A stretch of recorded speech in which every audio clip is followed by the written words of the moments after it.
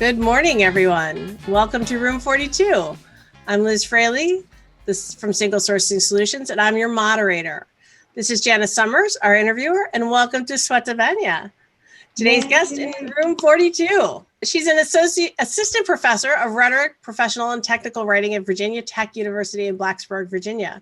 Her scholarship centers around the ever-evolving, changing, and challenging global issue of natural and man-made disasters, like earthquakes and climate change. And she draws upon non-Western paradigms into dialogue with contemporary rhetorical framings of these disasters to support local and global communities facing these kinds of events.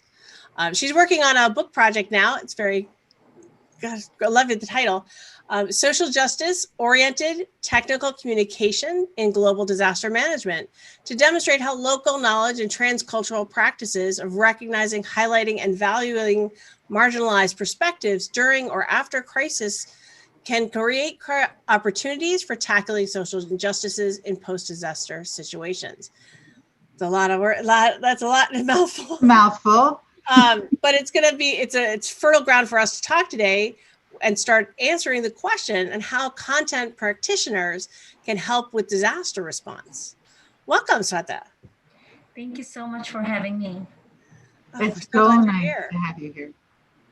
So, Sweta, I'm curious, what started you on this path for your focus? What inspired you? Well, thank you so much for that question. I have to go back to all the way to 2015 when I'm originally from Nepal. I was born in Kathmandu and raised there. So in 2015, we suffered through a huge earthquake. Actually, there were two earthquakes that came in between April 25th and May, and a lot of aftershocks. And during that time, I was already working as a journalist as well as communication practitioner. Okay. So my role as a journalist was with Nepal's national radio called Radio Nepal, and I was there, excuse me, and I was their English news reader as well as editor. And so right after earthquake hit, the first thing I did was went to my office and read news about how many people were suffering through, how many people were dying, and and in my other job, which was with a small nonprofit organization, I had to start just like immediately create various contents about and awareing people about like what's going on and like addressing audiences. So you had to disseminate all of the information that was coming to you as a journalist. And then you had to then take that and translate that into consumable content for people who are experiencing. Yeah, those were two different jobs at two different institutions, but one job informed the other, obviously. Right. Okay, so go on.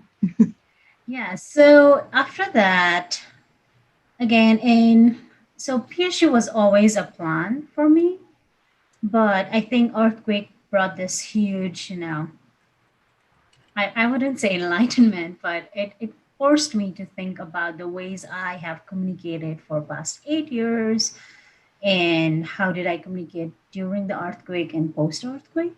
So after the earthquake, so I was working with one specific nonprofit, but then I changed my job to work in an international nonprofit.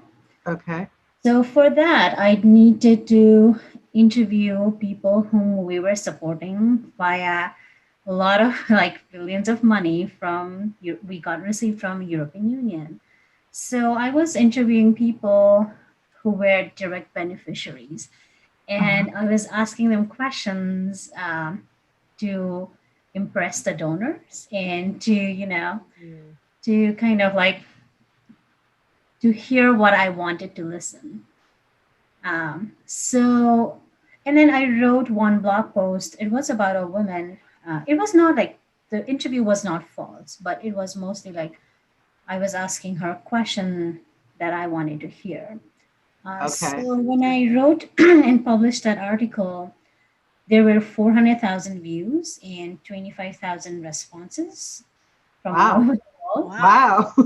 But that Sparked some really made interest. me, yeah, it was, but that really made me contemplate a lot on, did I do this right? Did I do, I mean, like a lot of like self-reflection on that. So I think when I came to get my PhD here, I couldn't let that go. One, Right. my roles as communication practitioners at two different venues, and the way I communicated.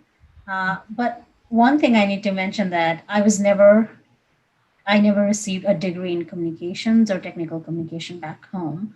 It was English, and it was all learning by doing. So I Right. had no experiences of like, I knew like journalism ethics, but for organizations, organizational communication, it was mostly like what my boss wanted me to do. It was Uh-huh. mostly like what my boss wanted me to do, and and like what the donor wants to hear. Right. So So it's more of mostly, you took on more because you were learning as you were going. It puts you in more of a position of just taking guidance from other people yeah, rather than having that guidance in yourself. Is yep. that okay? Mhm. Right. Right. Because you were just getting started and you were finding your way as you were going. Yep. And I was just doing my job Right. as Right. well. Right. Exactly. Right. So many people do. Right. Yeah. So Yeah. yeah, Yeah. and the other part of me was I use a lot of social media back home, and I still do. And I saw a lot of people and friends, and like like my friends back home using Twitter to kind of respond to disaster in Right. a way that nobody has ever seen. So it was like Twitter became this platform for a lot of Nepali advocates and activists to work together to reach out to like authorities, to kind of like question them, and to to actually do the work. So it also created a situation of where a lot of international actors would participate in responding to disaster in Nepal via Twitter. So it created that. I experienced that myself. And so I brought that all together with me. Mhm. And that's how it set my path. Yeah. It was a long answer to a very short question. No, it's a good answer Good. because it's there's so much richness in the background, right? Right. In knowing the roots of something, right? People can read research and they can read, books, but having that candid conversation about what really inspired you and what influenced you, I think it adds a lot of richness to it. And understanding the backstory, for me, I always find it very interesting and enlightening because it does inform your future. Like all of those experiences informed your future. So you took all of that and then you decided you wanted to go deeper, right? And expand. So tell us a little bit more about what your next step was. Like you have all of this backstory and then that influenced you to look at how we ask questions, how we disseminate information. Tell me more about that. Like, Yeah, so after coming here, that question was always there. And I think I really wanted to explore the ways communications can be enhanced and the use of technologies could be enhanced in such situation. right. So yeah, as I was exploring that, and just like being a graduate student, like just exploring, and I had this Yeah. idea of like I want to study something about Nepal and something about Nepal earthquake, but it was a very nascent idea until very like until like Yeah. my second year. But Uh-huh. in my second year in 2017, Puerto Rico underwent through a Right. massive hurricane. Yes. Right. So since I was already interested in disaster, I was observing, reading, and again seeing a lot of activism that was happening. on Twitter. And similarly, there was Mexico earthquake as well. So all these three disasters that happened one after another in various like marginalized spaces, Yeah. and how people actually responded to that without trusting the authorities, without, like and complaining a lot about them, but like actually doing the work. It really inspired me to think deeper about various how various communities create their own networked actions, and how do they support their communities, what are their practices in terms of knowledge making about disaster, actual disaster response, as well as how do they manage it, right? And also, the major question was how do they perform all these activities transnationally? So it's not just that they are working together with them, but they are working with people around the globe, be it Right. diaspora, be it people really like, uh, who really not love Nepal or have worked in Nepal or visited Nepal in some ways. So, or in the case of Puerto Rico, people diaspora that's in the U.S. or diaspora around the world. So, it felt to me like in around the world there are various global communities that even their origin country would be something somewhere else, but they are spread around the globe. So that's how I kind of like noticed that when disaster happens locally, it's not just a local event, but it's a Global. Yeah, global it has a event. global Mhm. interest because, Yeah. I mean, we're a global community. Yep. And And it's not just in the level of people, but Mhm. also level of the government, and like various international organizations, and again like there are various levels of those global interactions Right. that happened, such that a lot of people around the world responded to Nepal. But in the case of Puerto Rico, it's slightly different because Puerto Rico is still considered part of the US. So Yeah. in US handles that a little bit differently. Like Nepal opened its border for a lot of support, but it didn't happen here. So the Oh, suffering. interesting. Mhm. Hmm. Yeah, I did it not was really. realize that. Yeah. I was going to ask what patterns you were seeing. Yeah. So in terms of what, Nepal or Puerto Well, Rico? just in terms of the what you're observing, like what are you starting to see? Differences, similar, like that was the first one. You're like, yeah, they didn't respond the same way. Yeah, and the striking similarity is that they reach out to their respective diaspora around the world, and they use social media as well as various platforms like Facebook, Twitter, to actually advocate and bring all these people together. And the differences is like, obviously these like this two disaster was completely different, right? Mhm. It was hurricane and it was earthquake. So what I found interesting to me was hurricanes are slightly predictable, earthquakes are not. Oh, Um, yeah. Okay.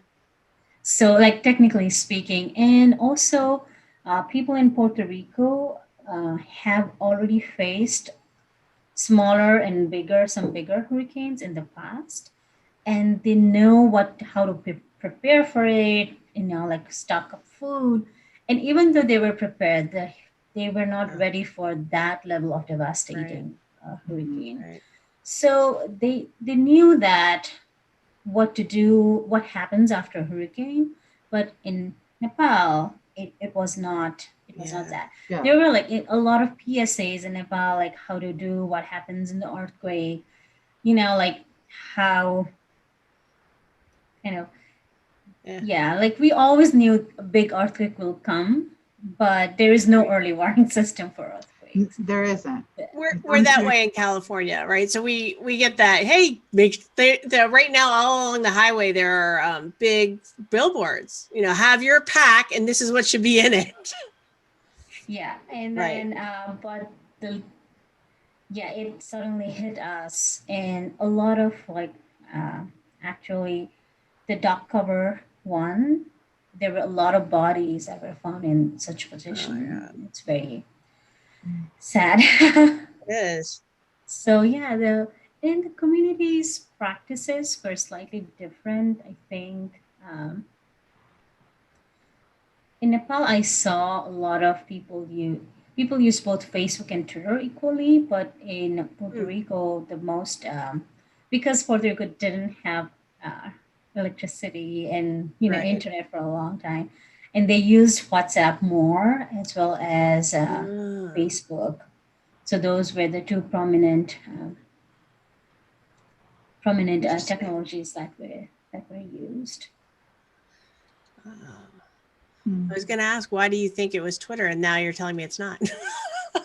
At least for this one, that's interesting. Yeah. So Twitter, in the context of Nepal, I think was very.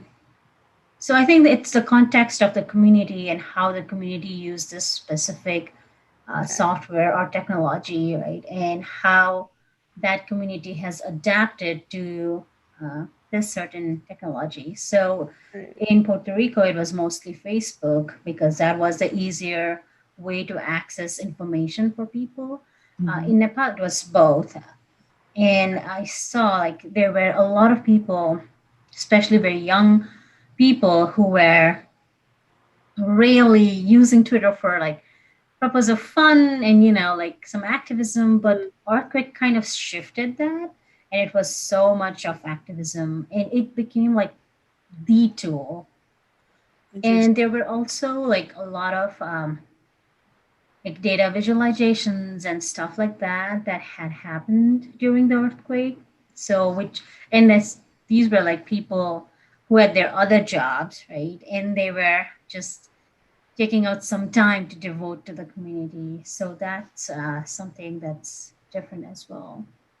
Is that mostly communicators or people who are trained or just anybody who had, The average wow, person. Anybody, yep. So there neat. were people who were um, from non who would work in nonprofit, who are engineers, who are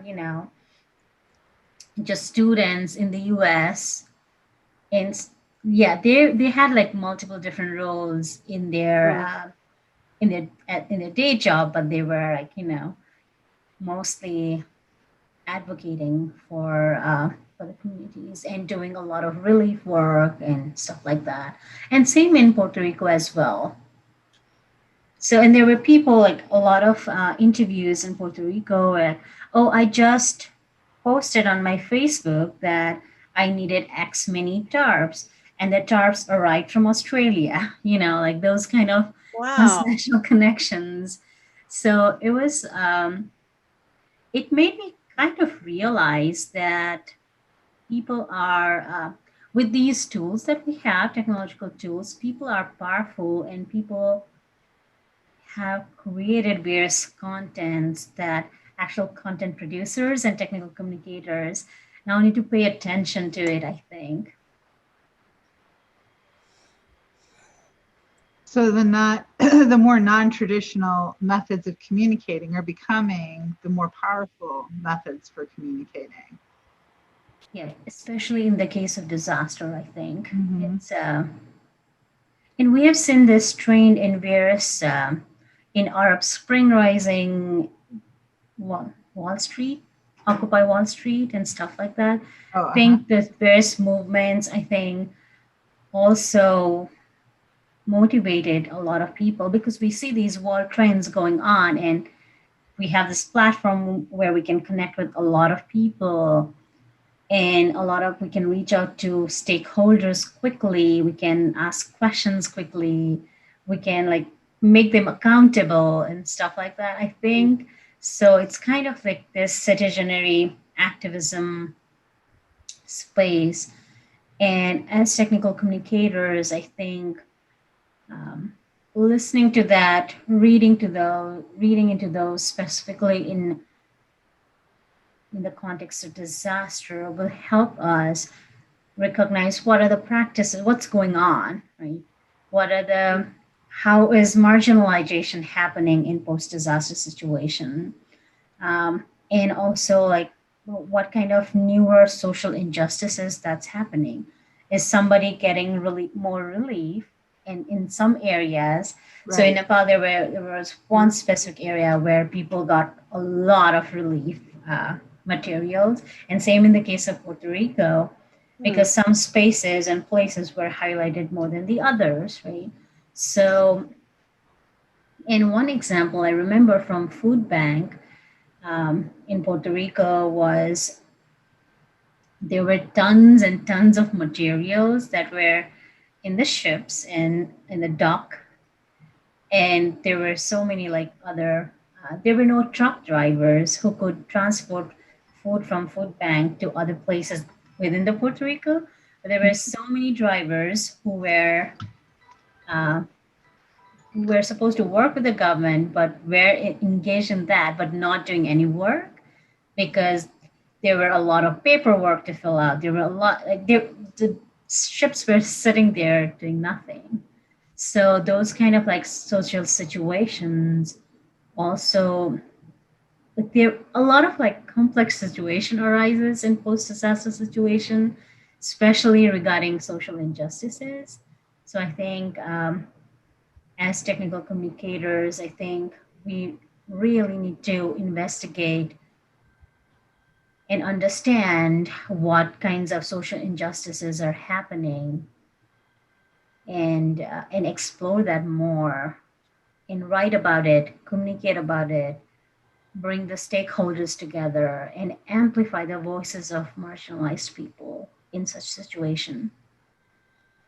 Well, and last week we heard from one of your colleagues, actually, Carlos Evia, and he Mhm. was telling us how one of the things that started him down his path was he assisted with some construction workers who didn't speak English. And so they didn't have access to understanding the forms or dealing with, like, there were a lot of things that were just out of reach, inaccessible, because nobody focused on that or added support for that for everyone. Um, so, are you finding similar places where technical communicators can help increase accessibility in situations like in Puerto Rico, right? There's a lot of paperwork. It probably wasn't, it may have been in multiple languages, but it may have been a complex language. Are people looking at that? So is that where we can go and help out? Like, is that where our skills can be useful?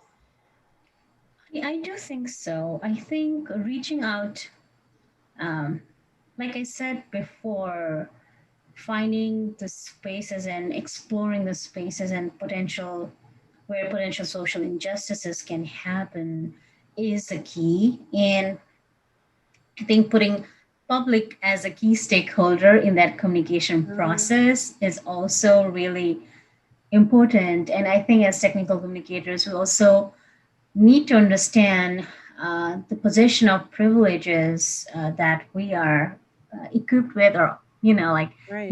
we have ability to write, we have ability to communicate. One specific example that I can give is there were a lot of paperwork to fill out for housing purposes in Puerto Rico, but a lot of house I this is like kind of off the record, but I think people still know it. A lot of housing there are do not have like papers, or because that's handed over from one person Oh, to sure. another, Right, or right. rather, and Sure. it's I don't want to use the word illegal, but Yeah. No, that Less they do not have formal. land it grew papers. up as a colony. Yeah, The It's stuff has been there. yeah, it's less Right. formal. in such Yeah. cases, it was very difficult for those people to get relief and funding from FEMA because they do not have the paperwork. So they had to go through a different route Wow. in that process. So I think those kind of specific examples are where technical communication caterers can help. In the case of Nepal, I think the other thing that I really think about a lot, as well as I think happens in disaster is we have some specific technical communication tools and resources, but I think those tools and resources need to be contextualized such a way that technical communicators can listen to the voices of people who are actually at the receiving end. Like I said, they should be public should be the key stakeholders in such communication process. Well, in that, public's culture, background, knowledge also come together. So I think like recognizing that interculture or cross or transculture, whatever we call it, those practices will help a lot because um, even in like not just communication purpose, but also like disaster relief and management purpose, because there were a lot of specific example for Nepal, as one of my interviews had shared, was there were uh, I cannot remember which government, an international country provided one truck full of sparkling water to send it to a village in a very rural population. And when they opened the bottle, all people got very scared and disregarded that water because they have never seen sparkling water. They don't drink sparkling Oh. They water. don't drink sparkling water, Right. and it scared them. It's Right? weird. So, so that's a very prime example of how yes, the motive there is to help. The motive is Right. to support people, right? But at people at the receiving end, what kind of support do they need? What kind of do they does this particular um, communication? If we think about communication, does this communication material help them to navigate the process or help them to understand Right? Like disaster? that's a good situation. It is a great They get this example. water, which the company was generally sending them mineral rich water. It happened to have effervescence, but there was no communication to the people who were receiving it to Yep. understand what this is. And you can let the carbonation go, just open it, it'll fizz out and it'll go flat if they don't want to drink it fizzy. But without explaining to them, No awareness of coming from, it's kind of like a understanding the receiver. It's okay to give the gift, that's wonderful, and to give generously, that's wonderful, but make sure that you've got the communication in place so that the receiver understands from a cultural place what that is, so that they can Right. use it people want appropriately. to be able to read the labels as well because Right? No, you Right, can't. You right. can't literacy rate is 66% in Nepal. Right. So, So that might be a good Yeah. information for large companies that want to donate, is be aware of the community that you're donating to. And this is going direct to the people, which is wonderful that it went directly to the people who needed some kind of support.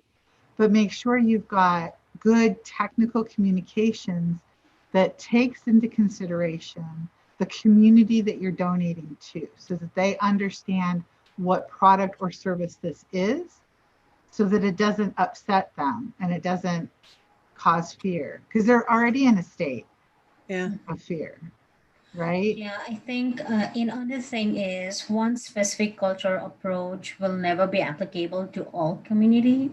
Right. So I think technical communicators should recognize and understand that and actually implement that. I think they understand that already, but I think actually implementing that and really working with the community because post-disaster situations are very stressful and high pressure. Yes. And in that kind of communication, it will actually save lives of people, right? Yeah. Here we are, we're Right. thinking about life and death situation. So it's a very high pressure environment and stressful.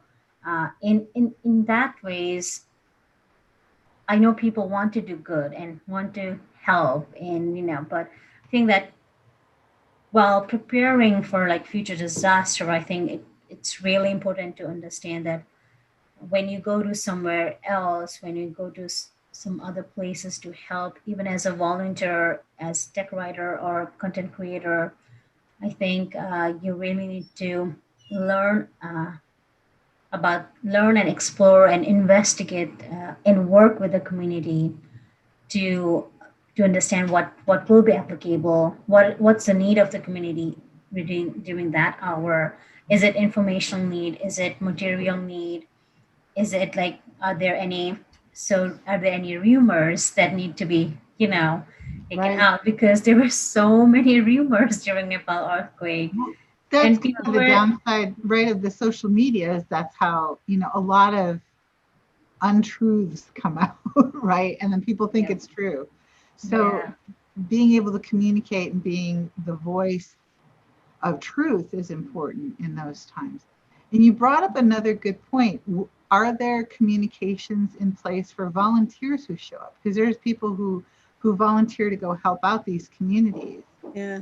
What's the communication like for those people? Are there communications saying, okay, you're stepping into this region, here's some information about the people that you need to understand, their culture, their way, how they are?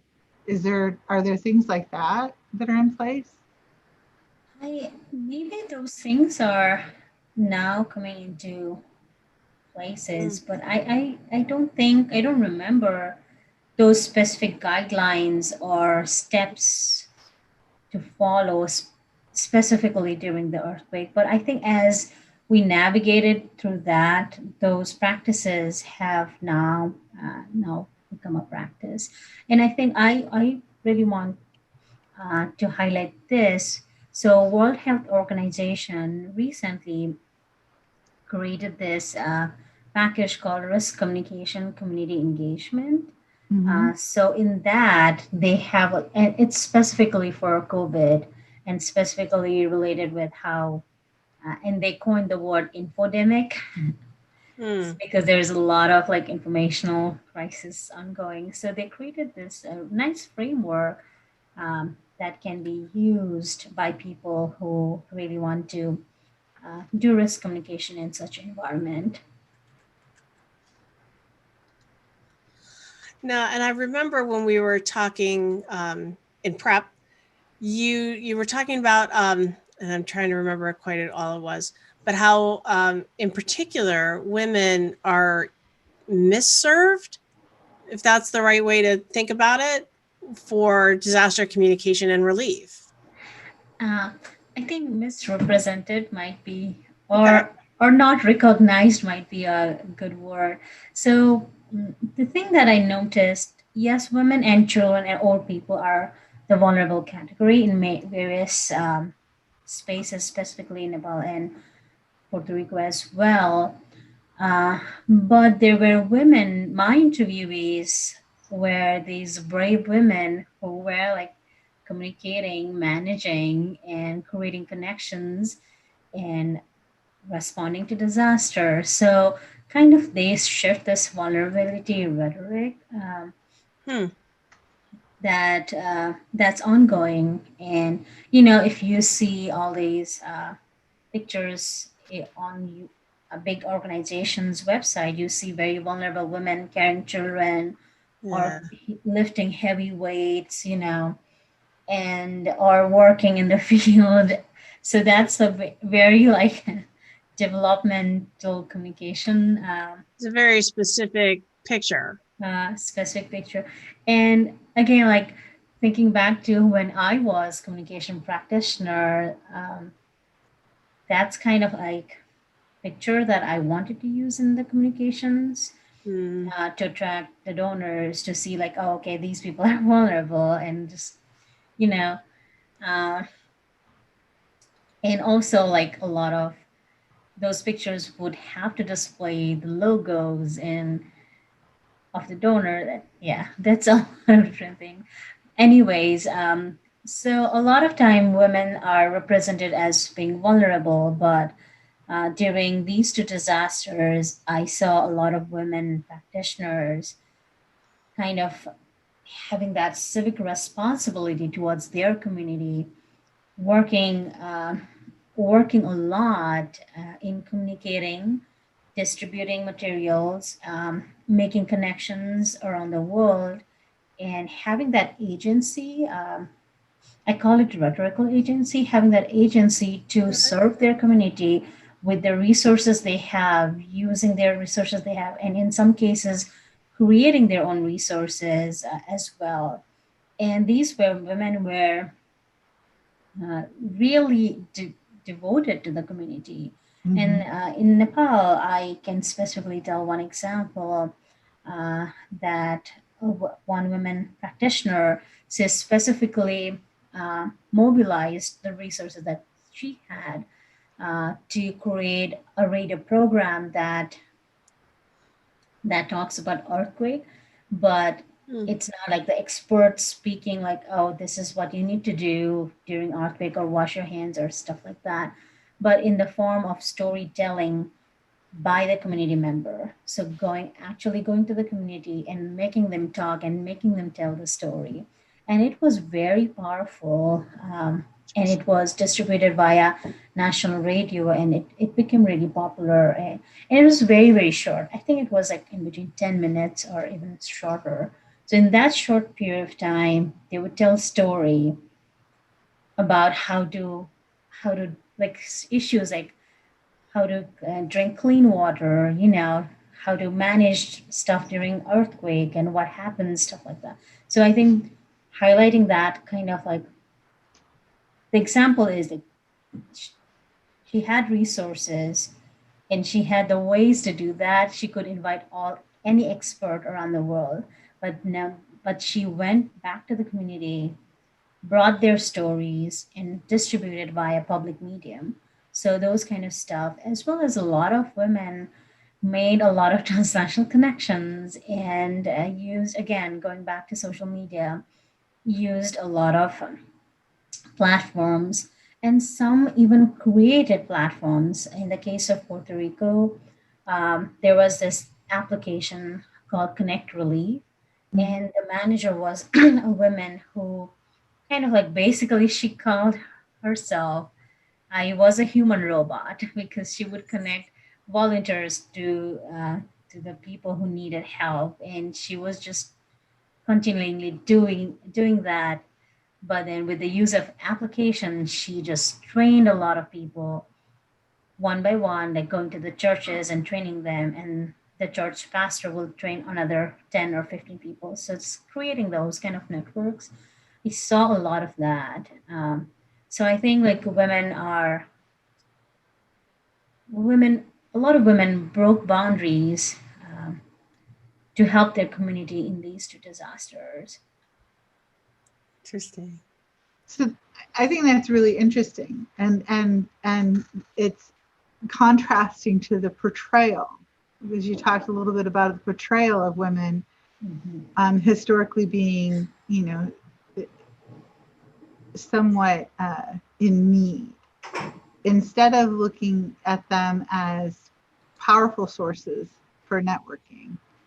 So, how we can change our communication and our focus to disseminate information to these powerhouses that can then help make change at a very local scale and get their local communities. So, you're actually finding that they were movers and shakers on the ground and Yep. making things happen versus needing things to be given to them, right? So that's a complete shift of what other people would think Yep. on the outside. So what are some things that you're finding are patterns? Are these patterns that repeat in like all the disaster areas and the marginalized communities that you've looked at? Can you say that again? So the The pattern question. of the difference in the fact that we often see these women being portrayed as being kind of in need, right? So that means you just shove things to them. But in reality, what you were finding in Puerto Rico and in Nepal, and I'm asking if you're finding that in other places, that the other is true. They actually make things happen, and they are powerhouses to create, uh, disseminate information, correct information to their communities, and empower people to come together. Are you finding that in other areas as well, in other communities that you're looking I think specifically in during the current COVID situation, I think I see um, a lot of these women again doing such kind of practices. at? Right, But since like I just finished my dissertation, which is mostly focused on these two spaces, right, um, I haven't explored other disaster. But having said that, what I have seen is like a lot of various feminist-based organization and grassroots movement. A lot of women have used their platform um, for raising awareness about issues of COVID and how it impacts the impacts of COVID in domestic violence or gender-based violence and stuff like that. So I have seen that trend that's going on in various spaces, especially in cases of China as well as in Nepal. And I think that's going to be my next project on how do women resist, cope, and manage disaster, specifically in the post-COVID era. So that's going to be my next research project. Cool. yeah, because that's an interesting discovery. And how can we change how we serve these communities in times of disaster? Like we just as a general out there global community, how can we improve when places, especially places that are traditionally marginalized, are in the throes of a disaster? How can we Yeah. better serve? I think a lot of institutions does have exclusionary practices that exclude certain group of people and certain marginalized people. And during disaster, those who suffer are the most vulnerable and most marginalized, right?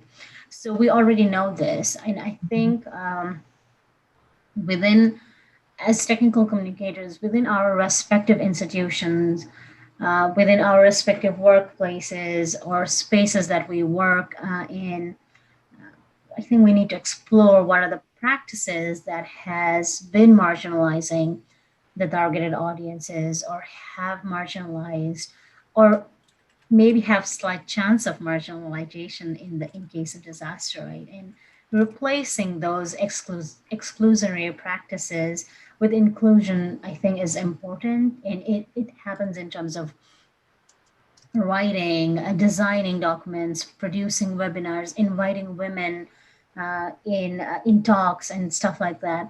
So one thing also, another thing that's ongoing trend in Nepal is we have seen all these people who organize webinars and everything.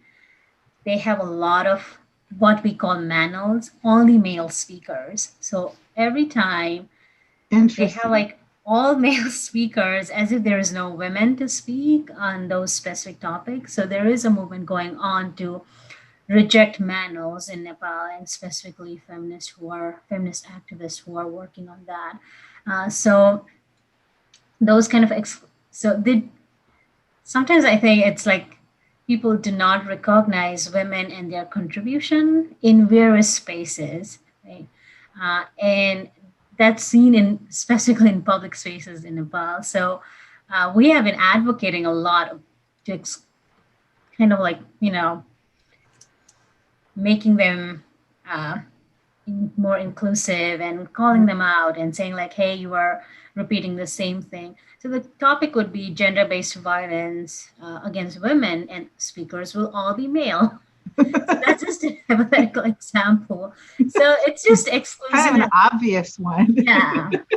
So, and that has happened. And so it's Right. mostly exclusionary practice. I think as technical communicators, we need to recognize what are those exclusionary practices and Yes. replace it with specific steps of inclusion.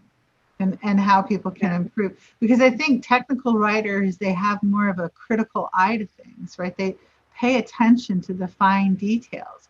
Whereas a lot of people, they don't necessarily, we all are like influenced by a society around us, or we just fall into a pattern as a culture.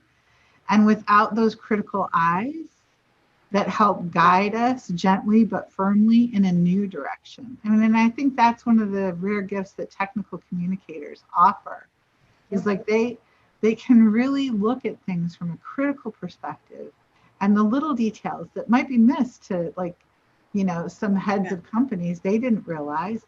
But if you've got somebody that's taking a look at this and gently and firmly steering them towards inclusionary practices and accessibility, and pulling this into every aspect of the company, I think that helps make everybody aware, don't you? Yep, I think we do have power to amplify those voices, to research, like to talk and to advocate for people. And I think as technical communicators, that's a gift. Like as you mentioned, I think we do have that gift, and we also do have civic responsibility Right. to intervene and to make change. And and I think to be more to advocate more for people who are suffering. Right. And we're particularly glad you could join us. Thank you. As someone joked in the chat, if I had a dime for every tech come from Nepal that I had heard on an interview. They're joking. They're kidding. Right. We're super glad that you could be here with us. Yeah, I'm also really glad. Thank you so much for having me here. Thank you for being on. And everyone, you can connect with her. I put the links in the chat window. You can send her an email. You can connect to her on LinkedIn, see her faculty page. She's easy to talk to, as you can tell, and interested to hear stories. And thank you. Thank you for your work. Thank you. Change so maker. I much. love it. Yeah. I love it. Thank you again. It's just delightful. Thank you so much for having me and talking to me and making me rethink about my work and why I started on this path and everything. It was really, really wonderful to be here. And keep going. I can't wait for your next book. Yeah. Hopefully it'll come out sooner. All right. Well, yeah, and folks, keep an eye on the event page. When we get the link to the book, we'll put it up there. Yeah, absolutely. And feel free to communicate and connect with me on Twitter, Facebook, email, anywhere. All the communication channels you're tapped into. Yeah, she's there. Are you on Discord yet? All right, everyone. Thanks for coming, and we'll see you next time. Thank you. Goodbye.